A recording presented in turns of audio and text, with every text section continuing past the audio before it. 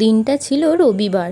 বিকেলবেলায় ওয়েদার একটু ভালো থাকায় আমি আর কর্তামশাই দুজনে বেরিয়েছিলাম একটু ঘুরতে, বিশেষত মেলায় যাব বলে। কি ভাবছো, বকুলতলার মেলায় যাচ্ছি?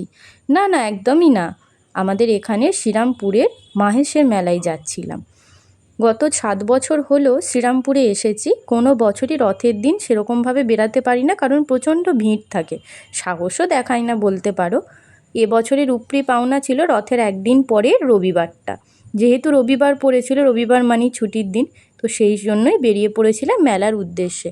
কিন্তু বাড়ির থেকে কিছুটা এগোনোর পরে এত জ্যাম ছিল, প্রচণ্ড ট্রাফিক জ্যামে অনেকক্ষণ দাঁড়িয়ে থাকার পর আমরা ফাইনালি এসে পৌঁছেছিলাম জগন্নাথ ধামে দর্শনের জন্য। জগন্নাথ ধামটা ভীষণ সুন্দর করে সাজিয়েছে, আর এখানে সন্ধ্যের দিকেও পুজো দেওয়ার ব্যবস্থা আছে।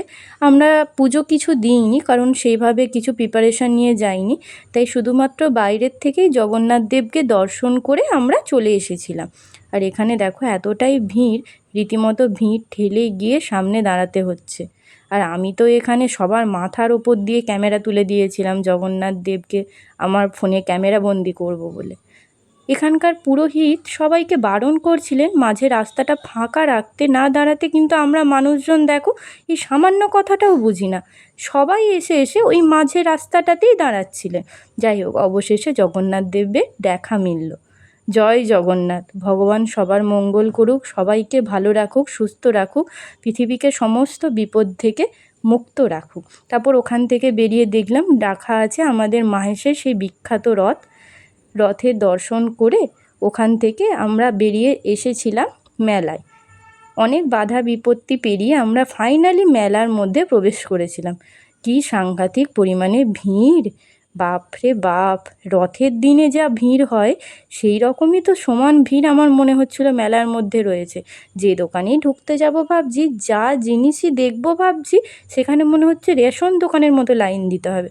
তাই আমি বেশিক্ষণ ভিড়ের মধ্যে মেলাতে থাকতে পারিনি। একটুখানি ঘুরেই ওখান থেকে বেরিয়ে চলে এসেছিলাম সামনের একটা রেস্টুরেন্টে মোমো খাওয়ার জন্য। আমার প্রচণ্ড খিদে পেয়ে গেছিলো, আর মোমোর গন্ধে আমার বলতে পারো খিদে যেন আরও বেড়ে গেছিলো। কর্তামশাই এখানে আমার জন্য দাঁড়িয়েছিলেন মোমো নেবেন বলে, কিন্তু মোমোওয়ালাটা কখন থেকে অপেক্ষা করিয়েই রেখেছে, আর আমাকে দেখো এখানে আমি যেন ক্লান্ত বিধ্বস্ত হয়ে গেছি। মোমোর গন্ধ আমার চারিদিকটা যেন মোহমোহ করছে। মনে হচ্ছে আর কিছুক্ষণের মধ্যে আমায় মোমো না দিলে আমি বোধহয় এখানেই অজ্ঞান হয়ে পড়ে যাব। চারিদিক শুধু দেখছি সবাই খাচ্ছে আর আমি চুপ করে বসে আছি। আমি ভাবছি কখন আসবে।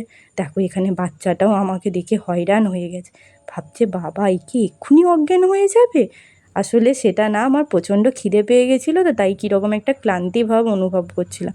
ফাইনালি বরমশাই আমার হাতে এনে তুলে দিলেন এক প্লেট স্বর্গ বলতে পারো। আমি মোমো ভীষণ ভালোবাসি। ওখান থেকে বেরিয়ে এসে হঠাৎ করেই রাস্তায় ফুচকা দেখে দাঁড়িয়েছিলাম। না না, ফুচকা দেখে না, দাঁড়িয়েছিলাম ওনার ফুচকা স্টলের নামটা দেখে, ইউটিউবার পানিপুরি এক্সপ্রেস। কি সুন্দর নামটা না? যাই হোক, ওনার ফুচকার টেস্ট ভীষণ সুন্দর ছিল। ওখান থেকে বেরিয়ে এসে একটা আইসক্রিম খেয়ে বাড়ি এসেছিলাম।